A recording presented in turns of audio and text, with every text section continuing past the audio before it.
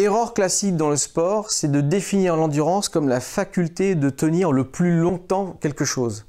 Il n'existe pas de discipline sportive où il faut tenir le plus longtemps possible. Le marathonien n'essaie pas de tenir le plus longtemps son marathon. Il essaie au contraire de raccourcir le temps au marathon. Il essaie de le courir le plus rapidement possible. C'est donc une mauvaise définition en fait de l'endurance. Certains peuvent quand même s'amuser à tenir des records, comme on le voit depuis quelques années, où on tient un maximum de temps en gainage. Une époque, c'était 30 minutes, on est monté à 1h30, je pense que maintenant, c'est à peu près 6 heures.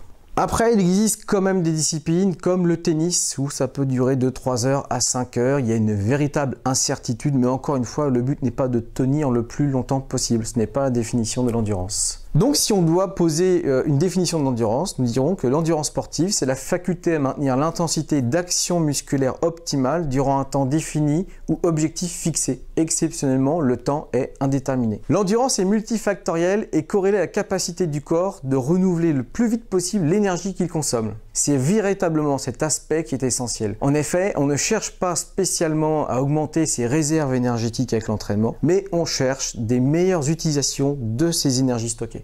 Il est courant de croire que l'entraînement augmente les réserves de glycogène. Le glycogène, c'est la forme du sucre stocké. Oui, mais rapidement, celles-ci sont optimales. Après quelques entraînements, les réserves sont déjà maximales. On ne peut pas les augmenter indéfiniment. Par la suite, le sportif le plus entraîné est celui qui préserve ses réserves de glycogène, qui utilise au maximum ses réserves énergétiques. Regardez les meilleurs athlètes en endurance, les Kenyans étant très représentés. Ils ont des mollets atrophiés par rapport à un rugbyman et autres sportifs. Cela ne l'empêche pas de parcourir de longues distances avec des mollets largement remplis en énergie et sans être en carence à la fin. Quand on parle d'endurance, on parle souvent de VO2 max. C'est une des unités de l'endurance. Il correspond à la puissance du moteur, sa cylindrée.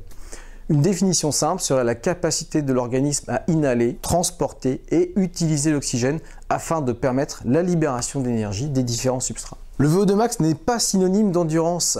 Mais plus le sport demande de l'endurance, plus le VO2 max est élevé. Il y a une corrélation entre les deux. Pour parler de cette notion plus physiologiquement, il faudrait parler des contractions musculaires. Chaque contraction musculaire nécessite la consommation en fait d'énergie. Cette énergie, c'est celle-ci que l'on doit renouveler. Et on va la renouveler grâce à l'oxygène. Donc plus le VO2 max sera développé, plus l'énergie sera renouvelée, ce qui permettra de perpétuer les contractions musculaires et donc d'avoir une meilleure endurance sur le terrain.